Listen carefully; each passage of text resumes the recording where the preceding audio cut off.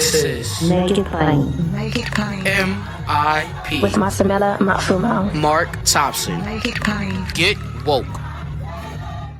At Discount Tire, we know your time is valuable. Get 30% shorter average wait time when you buy and book online. Did you know Discount Tire now sells wiper blades? Check out our current deals at discounttire.com or stop in and talk to an associate today. Discount Tire. Let's get you taken care of. Do you ever feel like life is a never-ending series of lessons while you try to find purpose, meaning, and answers?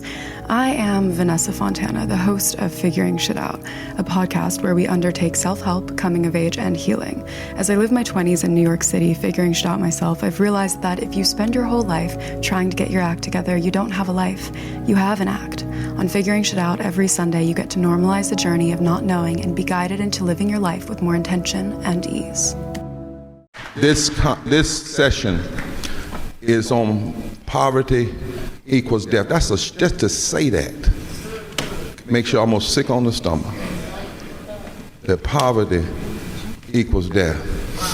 And so with the Poor People's Campaign, the National Call for a Moral Revival, and the Yale Center for Public Policy and Public Theology, we wanted to sponsor this first session. Pairs of the Breach and Kairos Center to sponsor this first session so that we really know what's going on, not assume it.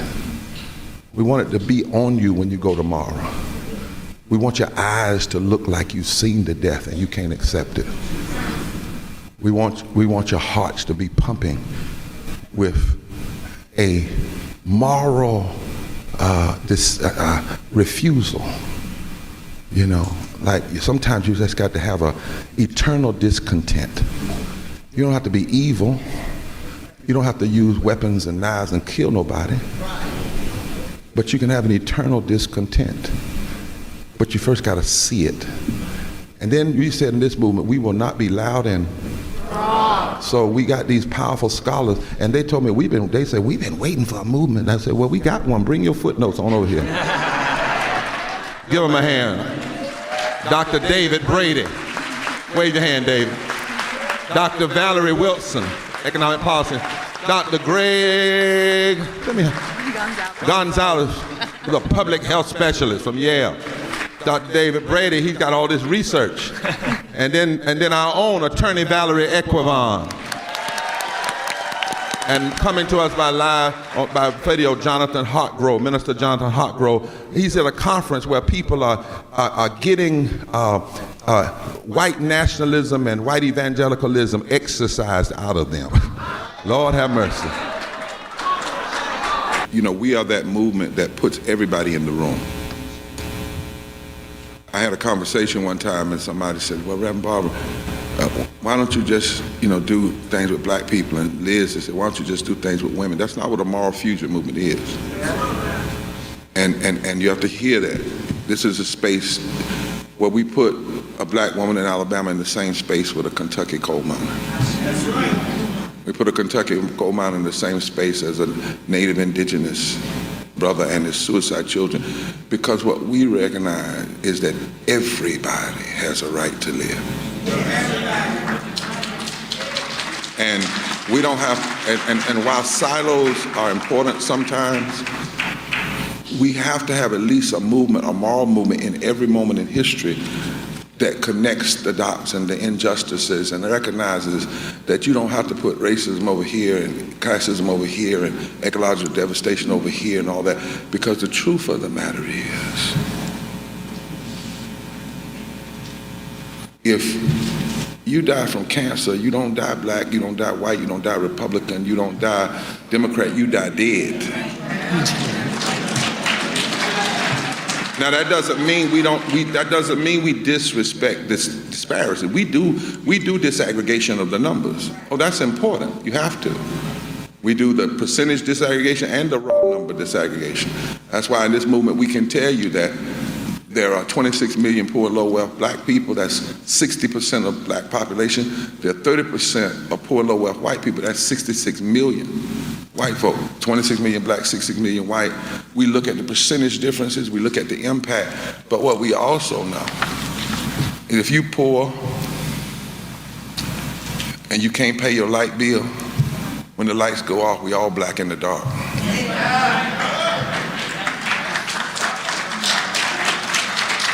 And there has to be a moral fusion movement that says you won't divide us anymore, and recognizes that the same forces that attack the LGBTQI community are the same ones attacking voting rights, and the same ones attacking voting rights are attacking health care, and the same ones attacking health care are attacking living wages, and the same ones attacking living wages are blocking fixing the environment, and the same ones blocking fixing the environment are funding the military, and the same ones funding the military in gross ways are oftentimes engaged in religious nationalism. And if they are cynical enough to be together, we have to be smart enough to come together and to stay together.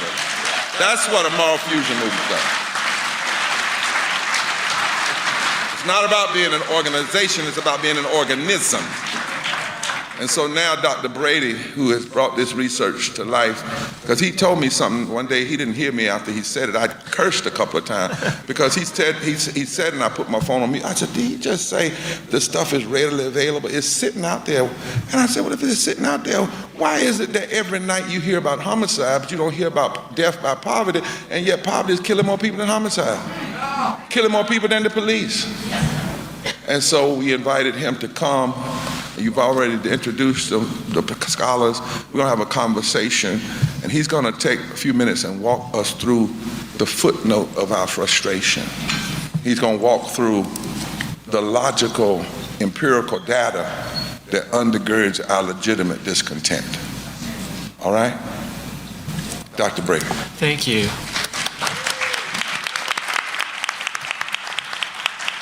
Okay, so do we have slides or no slides? No slides. All right. Okay, so there were going to be some slides, and thank you, first of all, for being here. It's a real honor to be on this stage, and it's also a real honor to be useful, to have generated some kind of social science knowledge. Oh, we do have slides. All right. And to have generated some knowledge that could be useful for this moral campaign. So I really liked the call that we had earlier of fight poverty, not the poor, because I've been saying for years that we need to think of it as a problem of poverty, not the poor. The typical way Americans think about poverty is to think of poor individuals, the choices, behaviors, the traits of those poor individuals. And it's a better way to think of poverty as a systemic problem of America. And when I say it's systemic, I would say poverty is systemically high. I mean 5 concrete things. First, and you can advance the slide, okay? So first, poverty affects a huge population. By the measure I use, about 17.5% of Americans were poor in 2019, which is roughly 57 million people, all right? And this is a huge share of our population. There are other numbers out there, but this is a reasonable number. And let me interject, because the folk here, because of our numbers. Sure. You mean, well, we do poverty and low wealth, but you're looking at actual just poverty. Sure. Your data, if you could go further and add poverty and low wealth as we do, because we think it's essential, but for this point this morning, he wants to drive home. Absolutely. Okay. Yeah, so just low income, and I'll talk about how I define it in just a moment, but just low income in that sense. And this number is quite high, as I mentioned. Now, one of the ways we can say it's huge is that the Pew Research Center annually surveys Americans and asks Americans, what are the biggest problems in America? And of the problems that Americans mention, the most highly mentioned are the affordability of health care, violent crime, quote unquote illegal immigration, gun violence, and unemployment. And there's been, of course, considerable attention to evictions and mass incarceration and COVID in recent years. But interestingly, Pew has never listed poverty as one of the biggest problems that Americans say they face. And yet, as we see in this figure right here, there are 64 times as many people that experience poverty as experience an eviction, 32 times as many people experience poverty as are incarcerated at one point in time, 17 times as many people are victims of poverty as are victims of violent crime, and there are more than 5.5 times as many people in poverty as there are undocumented immigrants. And in the first year of COVID, there were twice as many people that were in poverty as were infected by COVID. Poverty is very consistently high. We have data on the United States and other rich democracies for several several decades, and we've seen consistently for several decades, the United States hovers around 17% poor, whereas the typical country has a poverty rate of as low as 9 or 10%. So what's unusual about the United States is that it's consistently high. A third way in which poverty is systemically high is that it's egregiously or outrageously high for certain groups. All right, so we often say that America has high child poverty, but the reality is child poverty for white kids especially is not very different from what you see for child poverty in Germany or France. Go ahead. What? True. So in the United States, only about 10% of white kids are poor, which is too high, but that's a similar rate of child poverty to what all of Germany has or what all of France has. And the reason the United States has such extraordinarily high child poverty is we have egregiously high child poverty for Black, Latino, and Native American children. So in the United States, about a third of African American children are poor. No country in the history of rich democracies over the past 50 years has had a child poverty rate that high. There we go. To the next slide, please. And go ahead. And yeah, perfect. And you can see it right here. So you can see really it's the Black, Latino, and Native American kids that are pulling up the American high child poverty rate. And down there in the dashed line that goes up and down is your typical poverty rate for a rich democracy. And what's really unusual is that we have these groups that we punish with egregiously high rates of child poverty. Now, two other ways in which America has systemically high poverty is that it's surprisingly high for those that play by the rules. Even for people that meet the standard of socioeconomic achievement in America. They get married, they have kids after they're married, they finish high school, and they work. Even for those groups, poverty is disturbingly high. So one of my favorite statistics is there are about 3 times as many poor people in working households as there are in jobless households. Now finally, of course, we all know we're representing all these different states. Poverty is pervasive across places in the United States. It's also pervasive across all groups. Yeah, so poverty occurs in the suburbs, in the rural areas, in the cities, in South Dakota where I grew up, in California where I live now, and here in Washington, D.C. You can advance the slide to the next slide. All right, so now one of the things we've learned as social scientists, we haven't learned much, but one thing we can say with confidence is poverty is bad for your health. All right, it's associated with nearly every single health outcome. One of my friends, Bruce Link, is a famous public health researcher, and I asked him, I was like, are there any diseases or health conditions that are not associated with poverty? And he really had to stop and think, and he thought about it for a long time, and he's like, maybe brain cancer, maybe? And so that just tells you every health condition is associated with poverty. And this is the case even though we know that being unhealthy is bad for poverty too. So if you get sick, you get disabled, you're depressed, you can't work as much, of course it also works that way, but it doesn't matter. Poverty leads to deprivation, material, relative deprivation. It's stressful, it's bad for your mental health, and exposes you to a variety of toxins. Now, one thing I want to say is we got to be a little bit careful, according to the health researchers, about how we talk about causes and risk of death. When they talk of a cause of death, they mean the physiological thing that breaks down in your body. So heart disease, lung disease, something breaks down physiologically in you. What we mean by a cause of death is more of a risk factor. Poverty is a cause of the causes of death. It's a risk that puts you at risk of death. And in this sense, we can think of it as, some would say, a fundamental cause of death. All right? And in this sense, poverty is a risk factor like smoking or drinking or obesity. It's bad for your health, right? And even though we know poverty is bad for your health, and we know that poverty is definitely is a huge in the United States, it's really remarkable to me that we didn't have the number before of how many deaths are associated with poverty. I thought surely somebody's gotten this number. Somebody's estimated this number before, and I learned that this was not actually the case. All right, and so I could talk about why that is in the Q&A. But I'll just tell you briefly a little bit about this study so you understand the evidence that we've generated that's hopefully useful for this movement, okay? So the study, what you do is use what's called panel data, and what you're doing is you're following the same 20,000 people every 2 years. years. So imagine you start in 1997 and you interview these people, and then you come back to them 2 years later. And in 97, you knew if they were poor or not. And by 99 and 2001 and 2003 and so forth, you know whether or not they passed away. So a simple and clean way to think about this is if you're poor in 2017, what were the odds that you died by 2019 versus someone that was not poor in 2017? So part of what, David, I hear you saying is this panel down, and we want the folk to hear this. This is not you just threw something together. We don't do that. This is real research. And when you use this panel way, you're able to look at it over a period of time. And also, I hear you saying, help people to understand what we often talk about. If you get locked into poverty, you can get locked in, literally locked in. Sure. And so there's two ways we can think of poverty. One is, are you currently poor? Were you poor this year? But we also look at what we call cumulative poverty. So over the past 10 years, what proportion of those years were you poor? And we can estimate the effect of each of these on your probability of passing away. Now, beyond all that, I'll add that we're going to give these numbers. We've been saying poverty is the fourth leading cause of death, or at least as big as the fourth leading cause of death. But actually, those numbers are conservative. And I mean conservative, and they're probably underestimates. I'm just being a black preacher, my. And so I'll tell you, so you understand the numbers, why they're conservative. They're lower bound estimates. It's probably much higher than this. First of all, we don't have children in our data. We're only looking at people 15 years old and over. A big cause of death in America is infant mortality, and of course that's associated with poverty.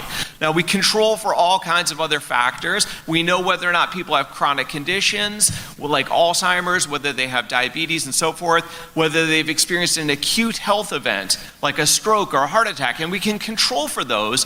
Even controlling for those factors, we're finding these effects of poverty. Further, we stopped our analysis in 2019 before COVID. And as we all know, COVID killed a lot of people because of poverty. Now, moreover, all of the social science studies that we do, especially our own, we're missing a lot of poor people. Our surveys are biased to underrepresent poor people. We don't count the unhoused people because we have a household panel survey. If you don't have a household, we can't interview you, okay? We don't count institutionalized people, and most likely many of them would be poor. Now, moreover, think about who doesn't answer survey questions. Who doesn't answer surveys? It's poor people. Low-income people are less likely to participate in surveys. So I teach in Southern California, and when I ask my students, many of whom are undocumented students themselves or children of undocumented immigrants, I say the Census Bureau comes up to your door and knocks on the door, would you tell them how many people live here and how much money the household has? And no, they wouldn't do that. So we're missing these disadvantaged populations systemically, and so our estimates are conservative, okay? So think of poverty as a risk factor that can be expressed through lots of kinds of ways of disease, but it is a conservative estimate. Okay, so you can go to the next slide. All right, and so the way to think about this is you can come up with these estimates, and we can tell you that poverty would increase the probability of mortality by a factor of 1.4. That's current poverty. Being poverty today will increase the probability of mortality by a factor of 1.4. Cumulative poverty, the proportion being poor over the past 10 years, in this case being poor all of the past 10 years, increases the probability of mortality by a factor of 1.7. But those numbers are called hazard ratios, and I find them a little bit hard to understand. So look at this graph. It gives you a clear sense of what these numbers mean. The black line are those people that are not in poverty, and the x-axis is the age of these people. And as you see, the black line, these people are surviving. This is a survival curve, but then they start to pass away as they get older, because unfortunately age still predicts mortality. All right? The yellow line is for those in poverty. And what you see is that their survival starts to fall off much sooner than those not in poverty. And especially in the ages of 40s, 50s, and 60s, you see a much lower survival rate amongst those in poverty than amongst those not in poverty. And think of it this way, is that poverty is killing people in their 40s, 50s, and 60s prematurely versus those that are not in poverty. Now, this is a big amount of mortality this leads to, and you can go to the next slide, and you can see some ways to compare this. So like I said, we can be technical and say it's not a cause, it's a risk factor. Causes are physiological breakdowns, but I can tell you that poverty would be as big as the fourth leading cause of poverty, all right? And in current poverty, just this right now being poor, this amounts to 6.5% of deaths, which is about 183,000 deaths in the United States, or as Reverend Barber taught me, about 500 deaths a day. And that's just current poverty. Current poverty leads to more death than accidents, lower respiratory diseases, stroke, Alzheimer's. I like to point out that we worry a lot about crime in America. We're very obsessed with crime. And poverty kills 10 times as many people as homicide. And many of those homicides themselves are linked to poverty. Poverty kills more than 5 times as many people as from firearms, and 2.6 times as many people as drug overdose. And of course, those risks are associated with poverty as well. Cumulative poverty kills even more. So if you've been poor for a very, very long time, as many people are, it's as much as 10% of deaths and almost 300,000 deaths. Okay? And I'll move on to the next slide now and just summarize this a little bit more big picture. We should think of poverty as responsible for a huge amount of mortality. I underline our estimates are conservative. It's probably much higher than this. And even if you don't want to call poverty a cause of death, it's as big as the fourth leading cause of death. So we could even say it's more than the fourth leading cause of death. Okay? Now beyond that, I would see that... What's ahead of it? What's ahead of it? Cancer, heart disease, and it's on the slide right before it. Go back one slide if we can. So cancer, heart disease, and I believe lower respiratory disease is next highest. Okay? Yeah, and dementia is a big cause of poverty. Thank you. Okay. All right, so if we go back to the last slide, I would argue that this gives us a clear understanding of some puzzles we've had. It gives us a key piece of the puzzle. So it's not news. Everybody knows that there are enormous racial and ethnic disparities in mortality in America, that African American people are likely to live 4 or 5 years younger, to die 4 or 5 years younger than white people. And this is a key piece of that puzzle. Because there are huge racial disparities in poverty, which there are, that's a reason why we see such big disparities in mortality. Moreover, we've long known that the United States has high mortality compared to other rich democracies, that we don't live as long as they live in Germany and Japan and France and other places. And the reason, a big reason for this, is that we have these very, very high rates of poverty.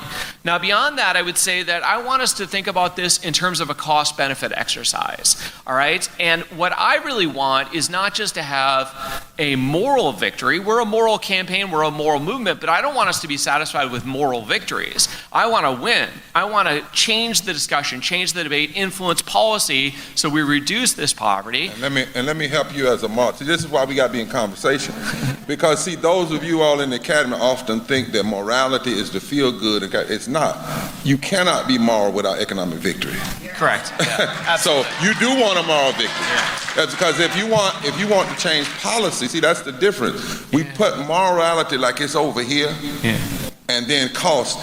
A budget is a moral document. Absolutely. Right? Yeah. A health bill is a moral document. So we're actually saying the same thing. And then here you have to kind of be careful. You don't want not like to win. But over here we just being moral. No, the Constitution says establish justice. Ain't a damn thing just about poverty being the fourth cause of death. Okay. Absolutely. All right. Absolutely. I was thinking about it in terms of like, if your team is losing a game and it comes from behind and it gets really close and almost wins the game, but came back and battled hard, we might call that that ain't a moral victory. That's Look, I played football. Don't even bring that in the room. We talking about winning. We either gonna win now or win later. We're not satisfied with compromise. That's the problem now. Right. Too many folk are satisfied with a little bit. Yeah. And this movement, that's why in this movement, if somebody says we're gonna raise the minimum wage to $12, ain't y'all happy? No. we want it to be what it ought to be. So I'm just gonna agree and say that's why we gotta have social scientists and theologians in the same space. Right on. So because we gotta get our language right. Okay.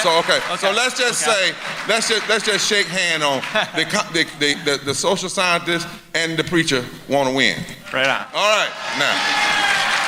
So one way to think about this is I want us to get evidence. And again, Reverend Barber is much more useful than I'll ever be, but I want to be at least a little useful so I can offer some evidence that we can use. We can use this evidence.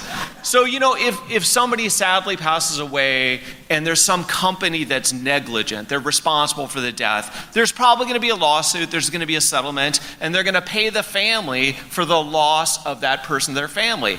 If we have a new if we have a new government regulation, they do a cost-benefit exercise. They're like, well, how many lives does this save? How much does it cost? And everybody agrees that you can put a dollar value, sadly, on human life. You can put a dollar value on it. But let's play this game. It's $5-10 million per life. If you lose a breadwinner to a family, you got to take care of that family. You got to compensate that family. All right? So let's put a dollar value on these 183,000 deaths. Yes, sir. Right. And let's say we do it very, very conservatively. That 183,000 is a conservative estimate. Now let's estimate the value of a human life very conservatively. Let's just say $1 million. That's cheap. Okay? Even if you do that, that results in $183 billion that would be saved by reducing poverty. $183 billion. That's more than we spend on SNAP, or what we know as food stamps. That's more than 10 times what we spend on temporary assistance to needy families. That's more than we spend on the EITC, the CTC, and what have you. So the cost of social policies should be compared against the cost of all this death from poverty. And if we do that cost-benefit analysis, if we convince policymakers that it's cost-effective to fight poverty, this gives us hopefully a useful argument in our campaign. And Dr. Brady, you don't know how useful you are in that, because here's what we're arguing in this movement, that what you just said is in fact, see, economics used to be only studied under the concept of moral philosophy. Economics was not a set alone. Right. Yeah. We took it out of moral philosophy so that economics could be seen as benign and moral. It's not. Economics kills. Okay. In the scriptures, in the Jewish scriptures, for instance, it says that a nation must loose the bands of wickedness.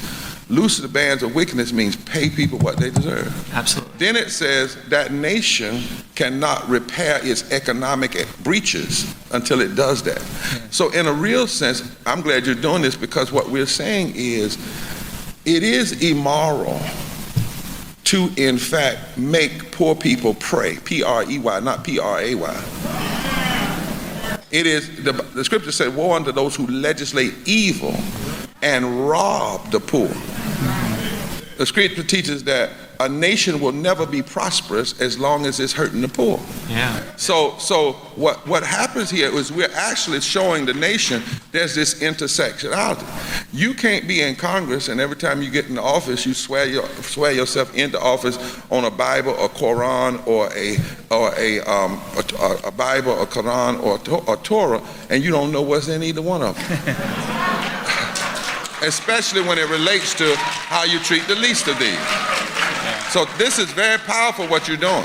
Yes, sir. Keep on. Okay, last thing I'll say on this issue is that how do we use this for political mobilization? Well, I would argue that of course, compassion and sympathy, emotional evocation are always good things. And many people can do this much better than me. But what I would also say, we also should argue that reducing poverty is in the interests of everyone. And that's helpful to make this argument. That's the last thing I'll say. And it's so important that you say that, because you know how you did that thing, some of us can argue the companion pointed at me. No, I argue numbers, baby. And this movement argues numbers. And that's why we have you, because as long as we have a separation, like it feels good, but it's good for, no, it's both and. Yeah. The nation will never get itself together as long as you have a permanent poverty in this nation that does not have to be. Poverty does not have to exist.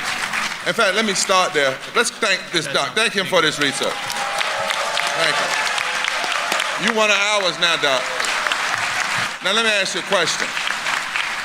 what number did you use as the baseline for poverty? Because, when we started this movement, we did some studies and we looked at poverty and low wealth. And the number came out to be 43% of the nation, 50% of our children, over 140 million people, poverty and low wealth. I'm going to ask my sister economic policy in a minute on this. And somebody tried to question us, and they said, well, really, there's only 30, 40 million poor people. And I asked them, well, what number? And they said, well, the government says that if you make about $13,000 a year, you're not poor. So there are actually legislators and congresspeople that argue that at $725, you make $15,000 a year, which puts you in the low middle class. You're not poor.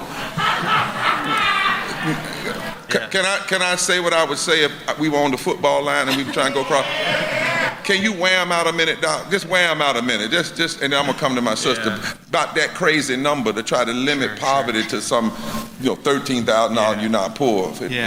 I mean, the best way to define poverty is define it simply. It just means, very, very simply, you do not have enough resources, however we measure resources, to meet your needs. Okay, that's all it is. You don't have enough resources to meet your needs. And we can measure resources different way. I just look at income because I'm a boring academic and we got good data on that. But wealth is a resource too, right? So what I agree upon is it's just a shortage of resources relative to your needs. Now, what's usually used is the official poverty measure, which is absurd. It's utterly absurd. It's incredibly low threshold. It underestimates poverty massively. Everybody agrees it's not a good way to measure poverty. And so what I'm using is a classic international way is to say what's the middle of the income distribution, the median of the income distribution, and what's 1/2 of that. We'll call that a relative poverty measure. Mine's not perfect. I would entirely embrace measuring wealth as well. I just don't have as good a data on it. All right, we can't hear you out there on this, but thank you. Now, so you agree with our measurement, and we say low poverty and low wealth or poverty and low wages. Let me ask you one question. Did your numbers did you disaggregate by geographic areas? Not in this study. We don't have the data for that, so we need to do more studies. Again, it stunned me that the government doesn't have the number of deaths associated with poverty. We have estimates on smoking, obesity, we have estimates on all kinds of things. Why don't we have a number on this? So I thought it was like, surely I'm wrong. Surely somebody has got this number, and we've only done really the first of what needs to be many studies on this. Do you ever feel like life is a never-ending series of lessons while you try to find purpose, meaning, and answers? I am Vanessa Fontana, the host of Figuring Shit Out, a podcast where we undertake self-help, coming of age, and healing. As I live my 20s in New York City figuring shit out myself, I've realized that if you spend your whole life trying to get your act together, you don't have a life. You have an act. On Figuring Shit Out, every Sunday you get to normalize the journey of not knowing and be guided into living your life with more intention and ease. Well, one of the things is we know in this movement that folk want to put it in a box. They don't want to talk about it. I mean, we did an analysis of every presidential debate for the longest time. We can't find anywhere where poverty got 30 minutes attention. So here you have an issue that's affecting, that might be one of the studies you do. Can you give me credit on that? Can you give me this? Okay, all right. I'm helping him. Y'all see that? Y'all see it, right? Okay. But seriously, we looked at all these presidential debates and we said, wait a minute. You got 43% of the people poor and low wealth or low wages, over 50% of the children, and not one person running for president or for Senate ever gets asked if you get elected. But you get asked about these crazy cultural wars, and you get asked about stuff like banning books and what are you going to do about immigrants or people who aren't coming to America? They're coming back home because America stole Texas from them. I mean, okay, let me not go there. But my point is that homicide is heard every night on the news, and every presidential candidate runs saying, "Part of what I'm going to do is keep you safe." And yet here's this data. So it's so important. Let me ask over here. When you hear this, to the Greg and to Valerie, and you hear David's piece, and you look at, if we talk about, what's killing people, we talk Black Lives Matter, and we talk about police killing, and we talk about the deaths during COVID. But when we look at the lives lost to poverty, black lives, white, Latino, Native, you know, as Dave, I'm gonna come to you first, Greg, as a public health specialist, and you're in the same field my daughter is. When you hear Brady's presentation this morning, what do you want to say about that to this movement and to the nation? The nation's listening, C-SPAN. Talk to us a little bit. So a couple of things. One is, over 175 years ago, a doctor was sent to a typhus epidemic in a part of Poland and Germany. And he came back and he said, medical statistics will be our guide. We'll look to see where the dead lie thicker among the workers or the privileged. You see where I'm going? The point is, talk a little bit louder so we can. Yeah. Medical statistics will be our guide. We'll look to see where the dead lie thicker among the workers or the privileged. There's a field called social medicine, and this doctor, Rudolf Virchow, basically discovered that poverty kills 175 years ago, right? 175 years ago. One of the first things they teach you in public health school, like Sherelle and I both went to public health school, is that it's not just about pills into bodies that keep you healthy, right? I wake up every morning and I take my anti-HIV, antiretroviral medicines, right? I'm alive 25 years later because of them. But guess what? 80% of our health is not about the biomedical, right? It's about what we call the social determinants of health. It's about income, but it's about housing. It's about education. It's about all the things we need to keep ourselves safe and happy and healthy, right? 80% of health is based on the social determinants of health. Now, we talked about how poverty kills, but let's talk about life expectancy in the US. The Institute for Health Metrics in Seattle ranked us in the 40s worldwide for life expectancy, right? That doesn't mean just France, Germany. It means many countries that are much, much poorer than we are. And you know what they say? By 2040, we will be in the 60s in global health rankings in terms of life expectancy. And so it doesn't surprise me that poverty kills. It hasn't surprised many people in public health that this is indeed the facts, but what we need to do to lift ourselves up is to address poverty, but also all the social protections that keep us safe, right? All the protections that keep us safe. You need a good place to live. You need a good job. You need clean water. You need proper sanitation. And this is what we fought for public health. You think of public health as a science and you do it in academic centers. We were campaigners, right? The history of public health is the history of social movements and the history of the sanitation movement, clean water, sewage disposal, all of this. And we've done it before. So there's a proud history in this movement that links back 150, 175 years ago, right? The other thing is that we need to realize that those who have power to make choices that create poverty, right? They don't get it wrong. They don't get it wrong by mistake or by ignorance.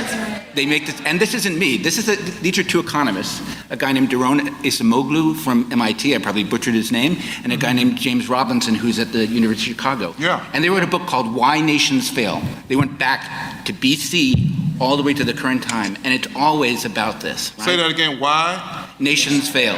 We have okay. It's a book stop, but the passage in that book that stopped me cold was this one about people making choices. People are poor, people are in poverty because other people make choices, and choices that benefit them. There are incentives, right?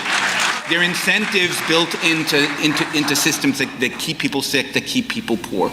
Matthew Desmond, a sociologist from Princeton University, just wrote a book called Poverty, by America, and it's all about who benefits from keeping people poor, right?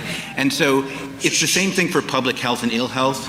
We're sick, we're dying, not because of who we are, right? It's because of choices other people make. Remember, we spend more on health in the United States than almost every other industrialized democracy, and we have these outcomes that are 40th in ranking, 60th in ranking soon for life expectancy.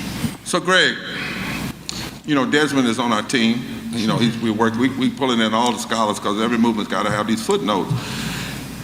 So when you hear us as a movement, because we dig deep into data, I want y'all to be clear on that. This is not a feel-good type movement. We dig deep into data because the data, where your treasure is where your heart is. You can't talk to me about your morality unless you show me where you're spending your money.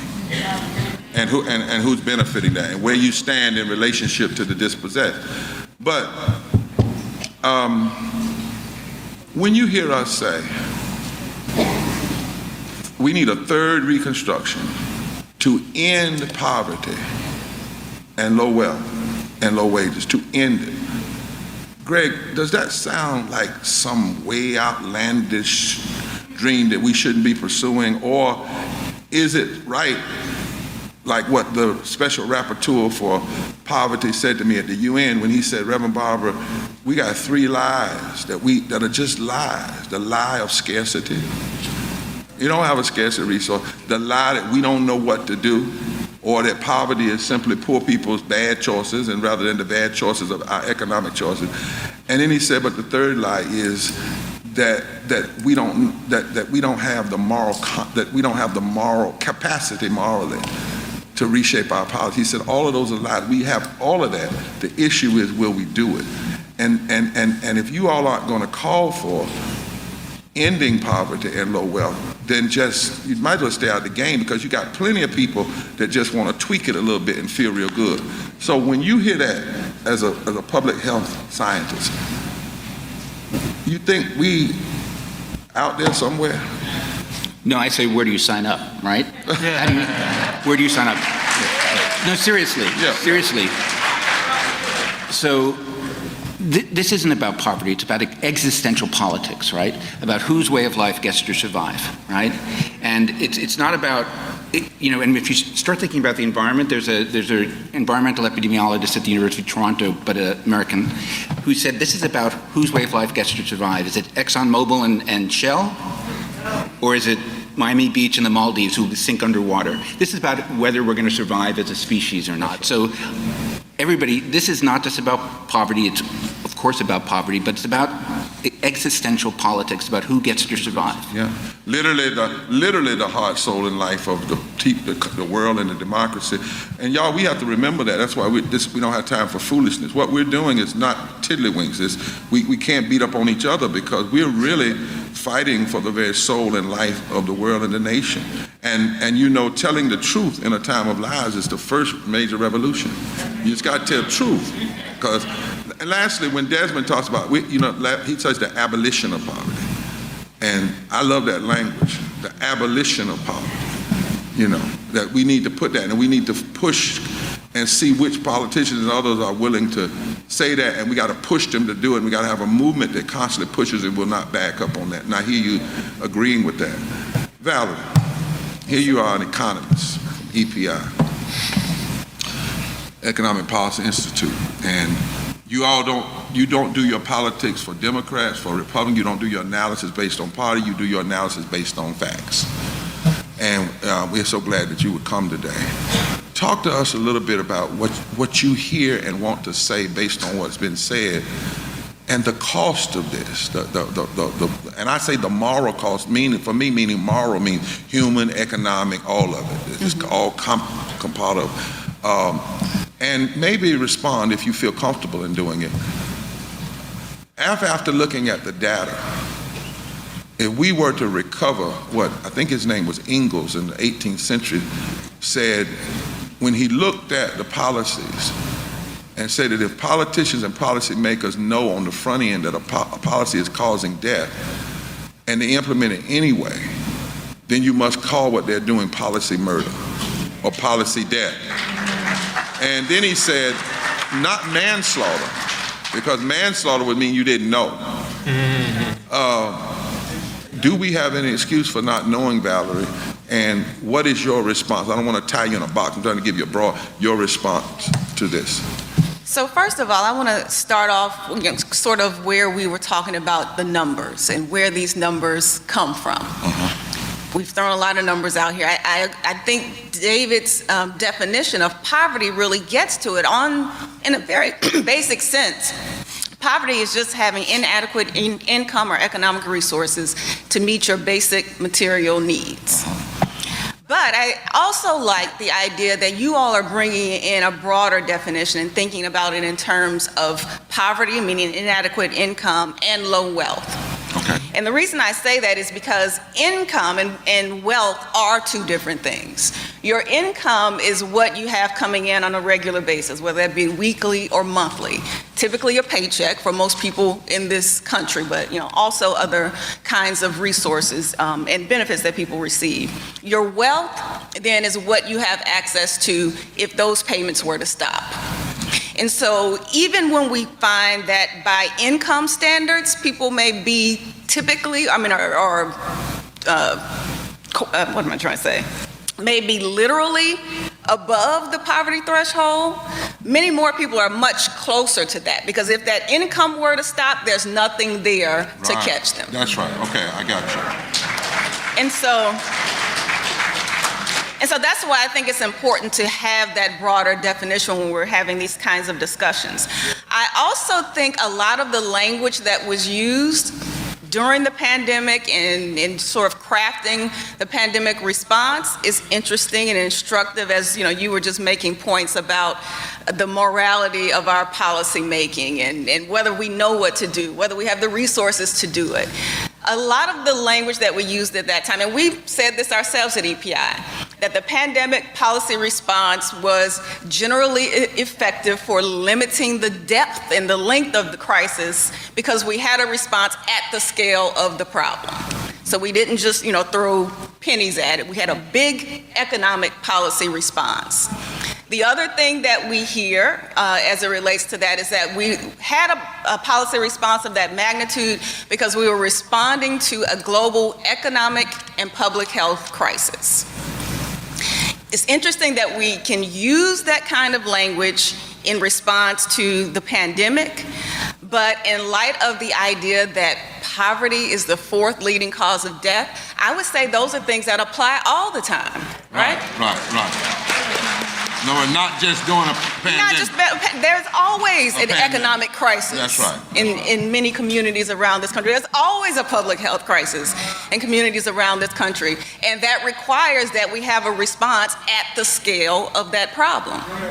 And so I would argue that many of the things that we did during the pandemic, by expanding access to a lot of income supports like the unemployment insurance, the child tax credits, economic impact payments, was basically just getting a check. The government sending checks to people because they know people need money to meet their basic material needs. Again, we know what it takes to address the issue of poverty. But they also did things that directly impacted, like food insecurity. For children, school-aged children, regardless of where you were on the income scale, they were providing free meals. Why is that not something that can be done, during a time that is not just a global or national crisis time? So I guess I'm hearing Dave and Greg and Valerie, you all saying something that we need to say. We had a COVID pandemic start in 2019, but we had a poverty pandemic and epidemic before the COVID pandemic. Right. And if we had been addressing the poverty, low wealth, low wage epidemic before COVID, COVID wouldn't have even been so bad. We'd have been more prepared to deal with COVID. Right. Okay. Yeah. That's exactly what I'm saying. Benefits addressing housing insecurity. They had things that, prevented people from being put out of their homes during the pandemic. So again, we know what to do, and it is just a matter of actually getting it done. And this issue of what poverty costs is one thing, but also the issue of who benefits from poverty. Can I ask you and David, I'm gonna come to Valerie in a minute and jump in on this. I want y'all to flip that question over, because one thing in this movement, we often find that, a misdiagnosis is gonna make you sicker. A misdiagnosis is gonna make you sicker. You're already sick, but if you if you got a misdiagnosis about who is poor, your only way of looking at power, first of all, if you say it's people's own personal decision, that's one of the misdiagnoses. That goes all the way back to the critics of the New Deal. It goes all the way back to the critics of the Freedmen's Bureau after slavery, where there's articles were written saying basically black people are just immoral, so there's no need for us to keep spending this money, and they discounted all the damage that was done during slavery. I mean, it's just bad misdiagnosis. If misdiagnose what a real living wage is, then you only make people sicker. If you misdiagnose the need for health care. The other thing is if you raise the wrong question. So I want to flip a question over and have y'all respond. Joseph Stiglitz, who's a friend of this movement, says, the part of the problem in America is we keep asking the wrong question. Every time we sit down to do analysis, first of all, what if we had done, and we agree with a number of things that happened during the pandemic and the response. We're not anti-everything. But the question we ask is, what if the response had been built from the poor up? If it wasn't a neoliberal middle class up and a trickle down, up, down, but from the poorest up. I'm gonna raise that question here. What if we went from the poor? And then secondly, what if our question was not what will it cost to fix poverty, but what is it costing it for poverty to stay like it is? Can you all talk a little bit about the cost of things staying as it is? I'm gonna throw that question in, I'm gonna go to Barber, but all of y'all, just take a shot at it. Okay. What the cost of things being as they are. You have any?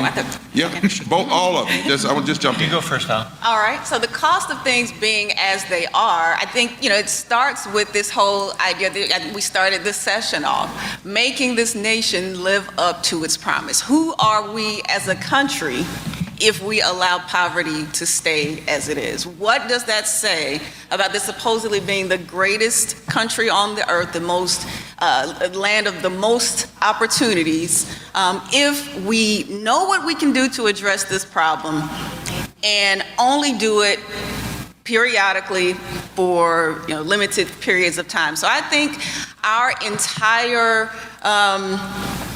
existence and our entire idea of what it means to be America is at stake, in addition to the lives that are being lost due to poverty. Take a shot, Greg.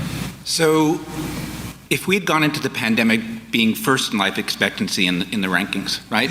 It would have meant that we dealt with healthcare in the US. It would have meant that we had dealt with social protections, housing, food assistance, all the things that undergird our health. So we went in number 44 and we paid for it, right?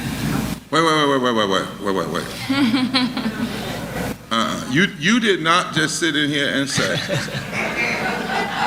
that with all the bragging we do about being better, and I love this country, I love it enough to critique it, but you did not just sit in here and say that we went into this pandemic the 44th in life expectancy.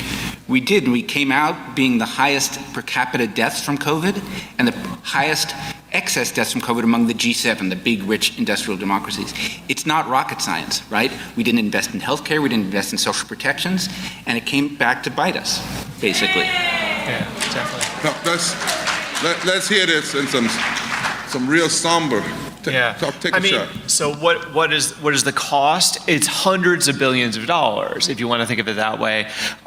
Just even if, I would be delighted with abolition of poverty, but even if we moved American poverty from being this outlier to a typical rich democracy, which would mean we cut it in half, that would save way over $100 billion. One of the ways to think about this is that in the early 1980s, we ran an experiment where we gradually expanded Medicaid across the United States for children. So before the 80s, it was very rare for poor kids in the South to get Medicaid.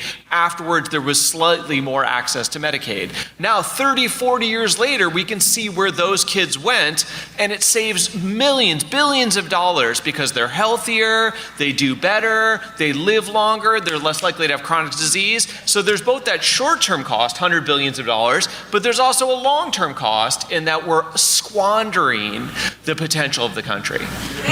So Valerie, thank you. So Valerie, when the Economic Policy Institute, when we did our third Reconstruction budget, we told y'all to tear it apart, go after it, critique it.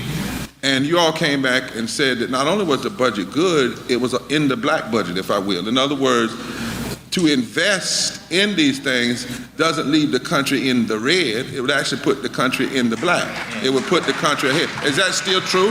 That the investment in these things, it would not break us. It would actually build us as a nation.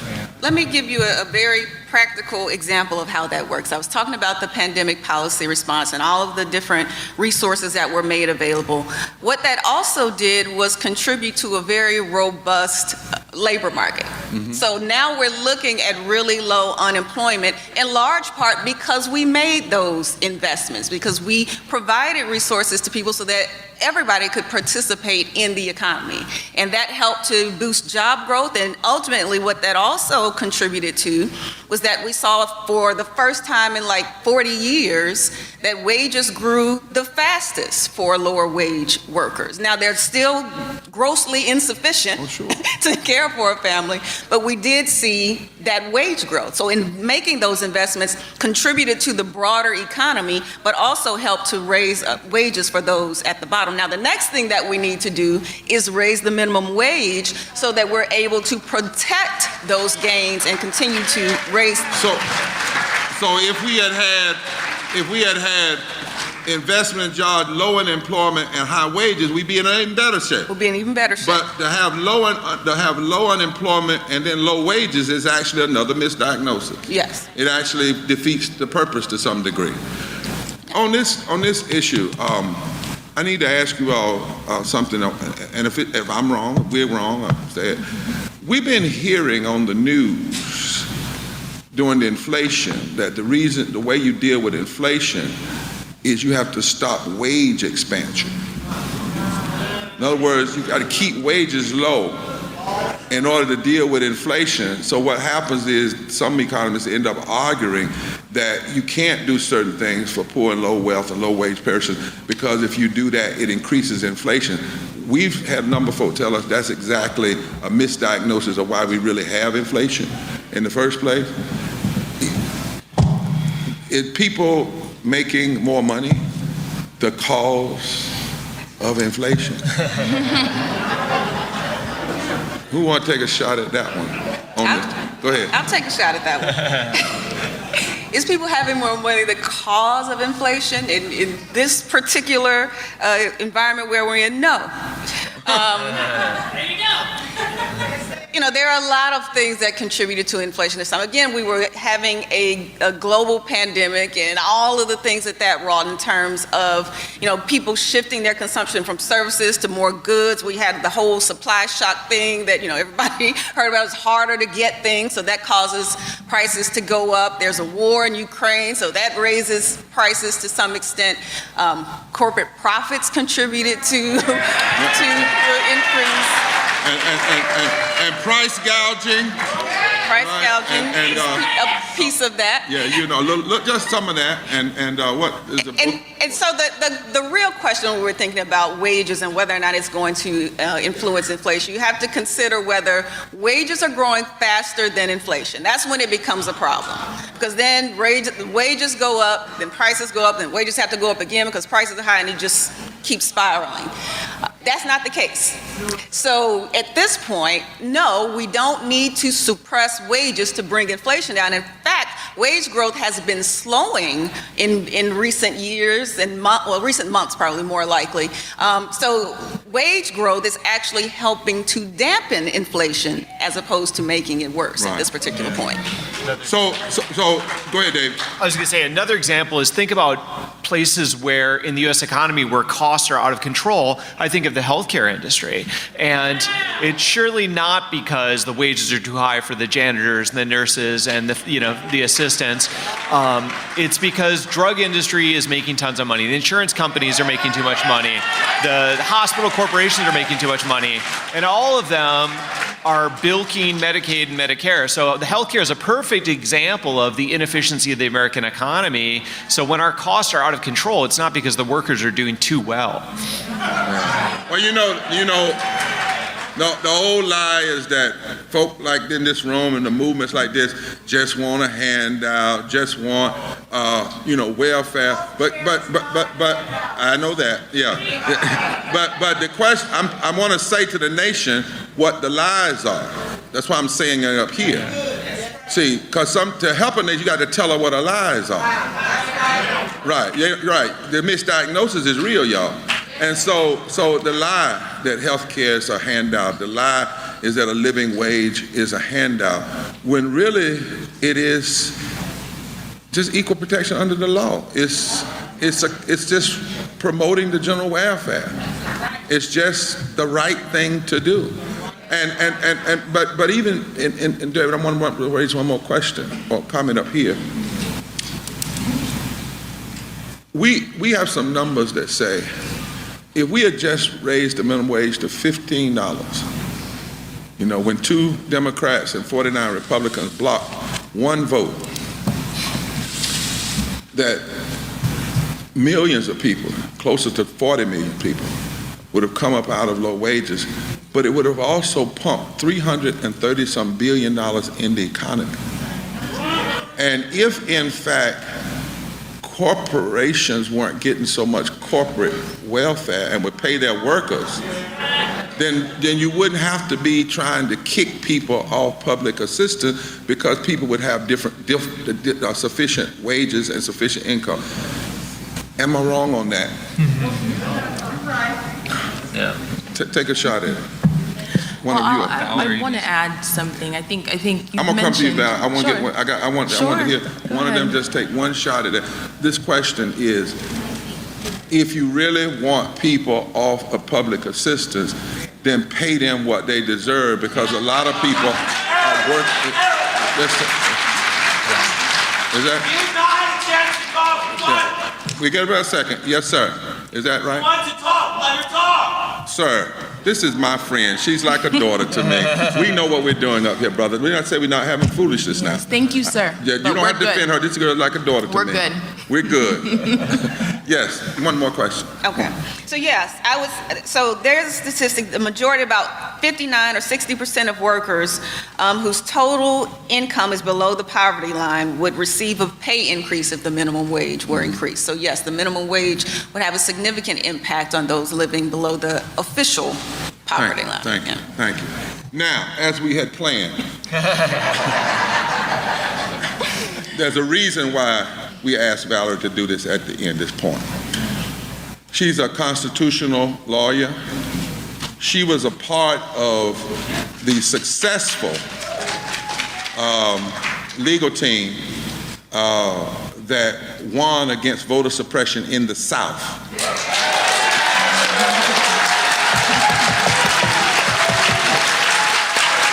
And it was the first of its kind voter suppression fight case where we brought together black people, white women, students, churches, synagogues, former military, rural people, urban people as plaintiffs in a case against racist voter suppression. We won, and even the Supreme Court that was put there stacked they thought to agree with had to agree when our case came forward that what they were doing was a form of racism with surgical intent that was actually hurting the entire democracy. And she introduced me to a concept through a couple of other attorneys called impoverished democracy.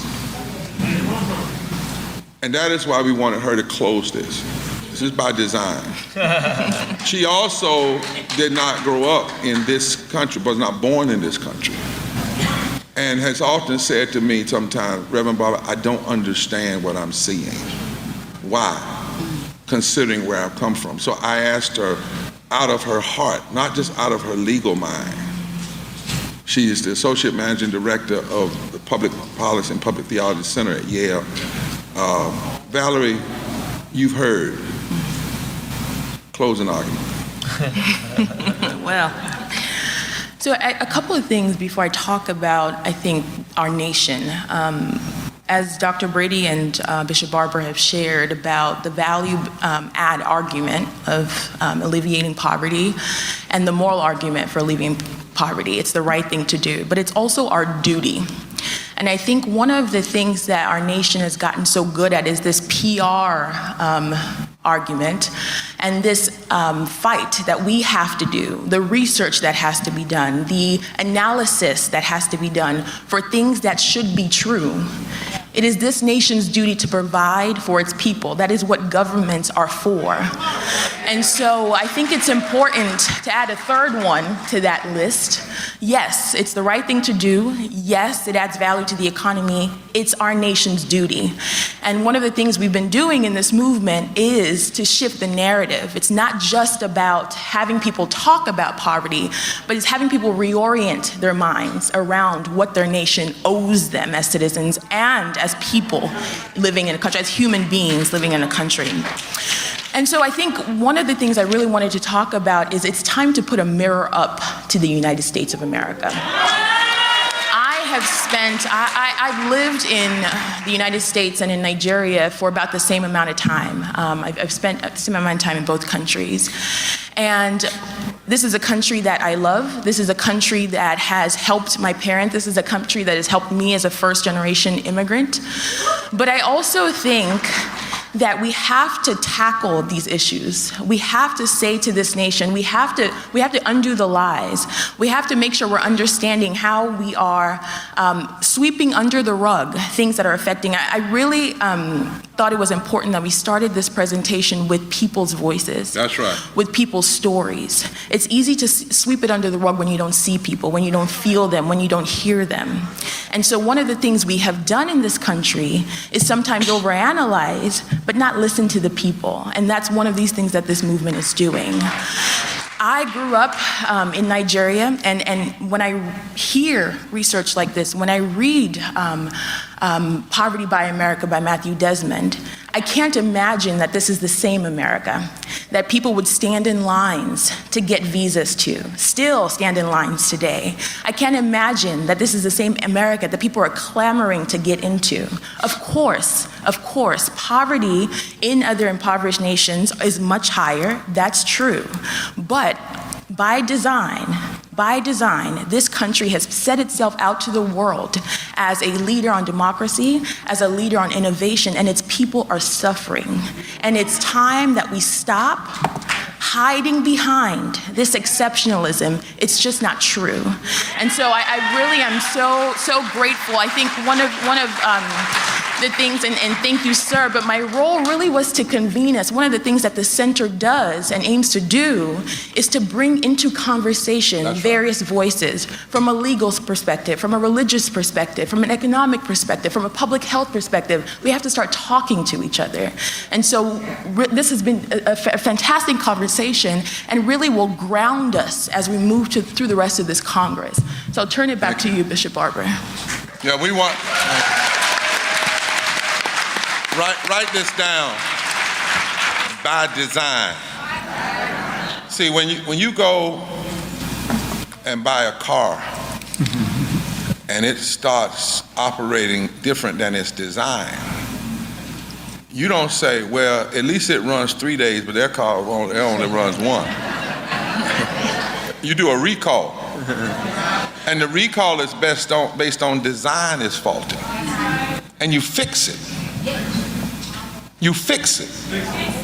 You fix it. You don't throw the cars away. You fix it. Nobody's asking throw America away, but we are saying fix it. Because by design you said this. By design you said this. And even in your great hymns you say, America, mend thine every flaw. We mourn when we see soldiers die. We're talking about the soldiers of every day, the everyday people that work hard, struggle, survive in a system that does not have to be. By design, you said it wasn't supposed to be this, so fix it. We had to have a first Reconstruction to fix it. And that Reconstruction was killed and murdered and torn apart by 1890s. We had a second Reconstruction to fix it. 1954, Brown decision, all the way up to 1968. That movement was murdered, killed, and destroyed. So we've never finished the Reconstruction. But what we are saying is the Reconstruction spirit may have at times been killed and pushed back, but it rises again. And it rises in us. Fix it. And then we've heard it's fixable. It's not even like you got to do 50 things. We got 28 things in the third Reconstruction agenda. 28 things. And the 28 things are going to benefit everybody. But we have to have the moral truth and stop lying and saying it isn't broken. And in order to show that it's broken, we got to put faces and facts together. And we got to bring conversations that inform movement. See, this is not a benign conversation or a conversation isolated from movement. That's why this was designed like this, right? We put the footnote and the facts and the foot soldiers all together. And then we walk by faith and not by sight. And we can keep going and keep going. My brothers and sisters, from the videos to now, every number you heard up here represents some person. We've been here for an hour and 20 people have died from poverty.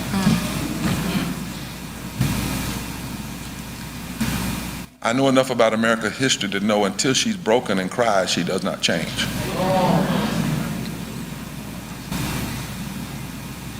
It was only when she had to look at all the unnecessary caskets coming from Vietnam that she changed.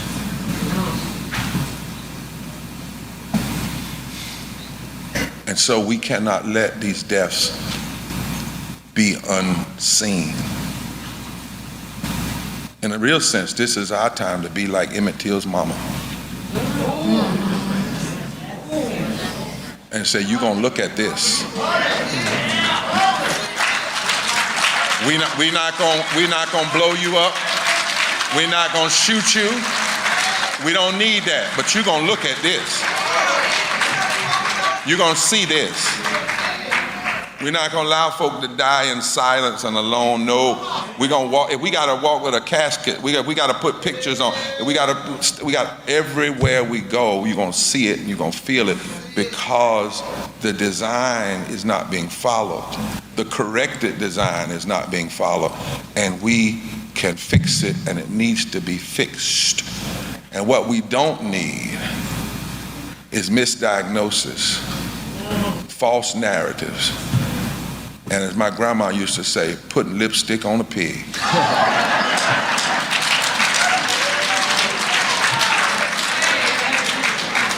So turn to your neighbor and say, you're not my enemy. Turn it up. I want us to be very careful in how we talk to one another. This is not a space where nobody's trying to hurt anybody. We had a design for today. And I understand some spaces people have been in before, but this is a love space. We're not here to do everything. We can't do everything in this conference. You know, we're not here to fix every little thing that happens. It has happened inside of your coordinating committee. We're gonna have a special session in September to do that. We're here to do policy, to go on Capitol Hill, to put this before the nation, to prepare for what's gonna happen next year. We need every state involved, putting this before state capitals. We need to come back to DC in the most massive way. In June, we need to have a massive turnout at the poll. We need to do a few things so well. And we need to put a spotlight on this so big. And we need to create a microphone so loud that we cannot and will not be denied. We cannot bring those from the dead back to life, but we can challenge and stop more death from happening.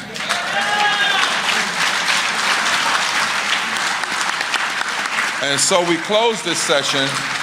Yara, if you're here, there's a song that they sung, and people who misinterpret the singing, Greg, Valerie, and David, and there's two Valeries, they misinterpret it because they think that when the folk were singing it, they meant like for a long time, and it was kind of a passivity. But the song says, hold on just a little while longer. Justice, and then it's called me. It says, Martin done told me, and Rosa has done told me, what's that song, y'all? They done told me that everything's gonna be all right. And what it was a way of singing to encourage you to stay in the fight. See, I don't think I will be judged and you will be judged if we don't accomplish everything we fight for. But I think we will be judged if we don't fight.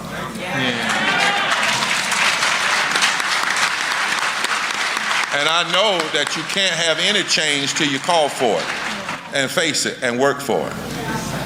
And what I do know is something that Benny Mays said.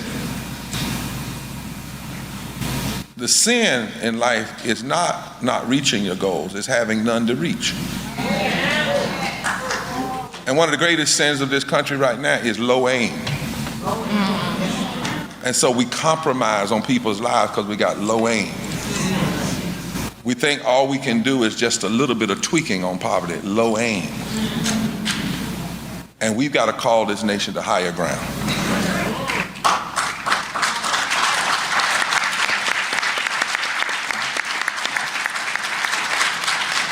So if the team is here, I want everybody to stand. Has this been helpful? Would you celebrate these scholars? Are y'all glad they on our team? Y'all glad we got David? We got Greg? We got Valerie, and a host of other people? Thanks for getting woke and listening to Make It Plain. As always, perform an act of kindness on behalf of an elder or young person. Write a letter to a sister or brother who just so happens to find her or himself incarcerated. Offer libations to the ancestors upon whose sturdy shoulders we all now stand. And above all, give thanks to the God of your understanding by whatever name you call her and him. All God asks of us is that we give each other love. Thanks for giving MIP love. And please remember to subscribe and give us a 5-star rating. If all hearts and minds are clear, it has been made plain.